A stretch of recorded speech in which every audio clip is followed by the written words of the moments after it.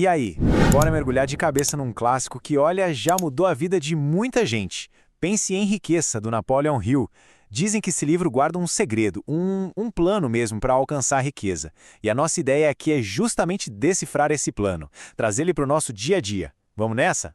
Pois é, tudo parte daí, dessa pergunta. Uma pergunta que o Andrew Carnegie, que era tipo um dos caras mais ricos do mundo na época, fez para um jovem Napoleon Hill.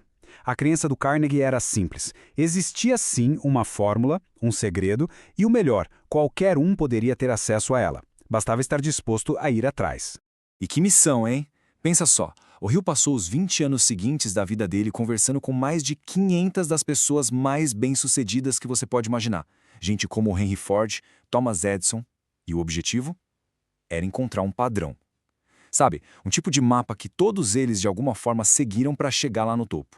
Ok, então vamos porque talvez seja o ponto de partida de tudo, o princípio mais fundamental. É o seguinte, toda grande conquista, toda fortuna, não começa com grana, não começa com sorte, começa com algo muito mais poderoso, uma simples ideia na cabeça.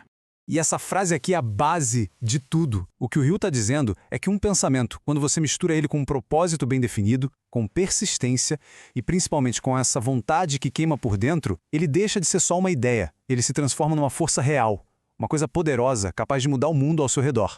Para a gente entender bem esse poder, tem uma história no livro que é fantástica, a do Edwin C. Barnes.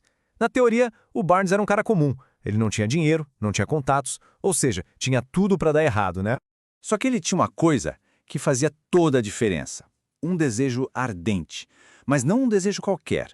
Ele queria ser sócio do Thomas Edison. Veja bem, não era ser um simples funcionário, era ser sócio. Essa ideia virou a obsessão da vida dele. E o mais incrível é que o próprio Edison sacou isso na hora. Não foi a roupa do Barnes, não foi a aparência dele que chamou a atenção, foi a convicção no olhar.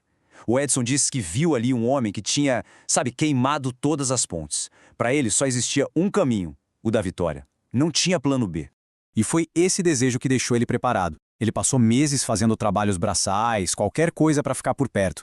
E aí, quando surgiu a chance, uma invenção nova que ninguém botava fé, ele agarrou. Enquanto todo mundo viu um problema, ele viu a oportunidade da vida dele. E foi assim que ele conseguiu. Transformou aquele pensamento lá do início em realidade e se tornou sócio do grande inventor. O legal do livro é que o Hill não fica só na filosofia.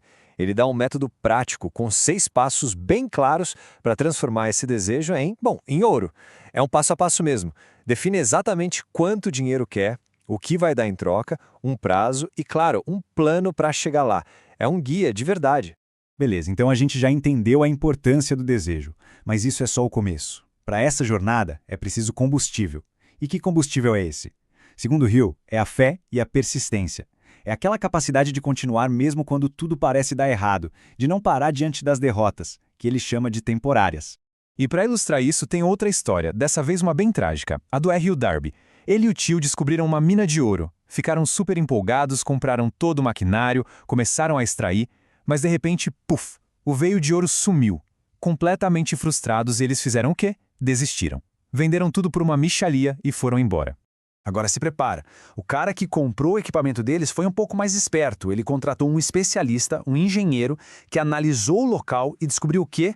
Que o ouro estava a 1 metro. 1 metro de onde o Darby e o tio tinham parado de cavar. Consegue imaginar o sentimento?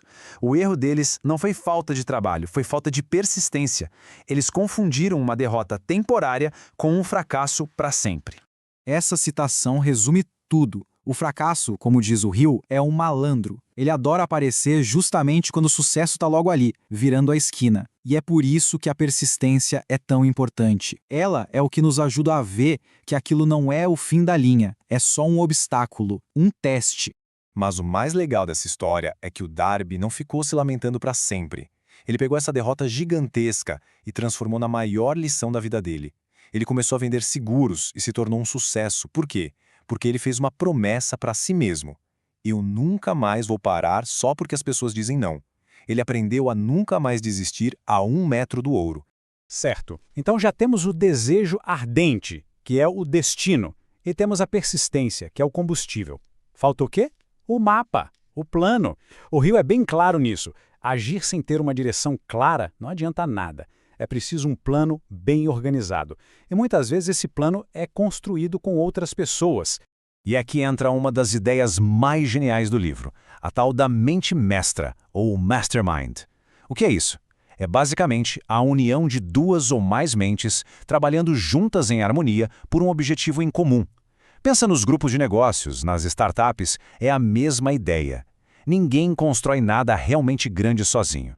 E para um plano desse dar certo, tem algumas regrinhas. É fundamental se juntar com gente que complementa suas habilidades, sabe? E onde todo mundo ganha. É preciso ter encontros frequentes e, o mais importante de tudo, manter a harmonia. Se não tiver essa sintonia, essa energia conjunta, o poder da mente mestra simplesmente não acontece. E olha que interessante, a persistência não vale só para o objetivo final, vale também para o plano. Se uma estratégia não está funcionando, a solução não é jogar tudo para o alto, é criar um novo plano, um plano melhor. Uma derrota temporária é só um sinal de que a rota precisa ser ajustada, não que o destino está errado. Bom, então chegamos ao momento de juntar todas as peças do quebra-cabeça. De finalmente revelar qual é a fórmula, o tal segredo, que o Napoleão Hill passou 20 anos da vida dele tentando decifrar. E o grande segredo é este. Não é uma coisa mágica, única. É uma fórmula. É a combinação de um desejo ardente, que é transformado numa meta bem definida, alimentado por uma ação persistente e, claro, guiado por um plano organizado. É a união de tudo isso que faz a mágica acontecer. Essa frase, talvez a mais famosa do livro, resume tudo perfeitamente. Tudo que a mente pode conceber e acreditar, ela pode alcançar.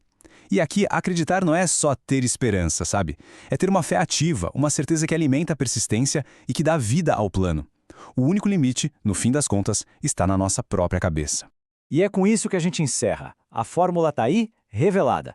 O primeiro passo, que é definir esse desejo que queima por dentro, bom, esse passo agora pertence a cada um que busque essa transformação. Então a pergunta que fica é: qual desejo ardente você decidirá transformar em realidade?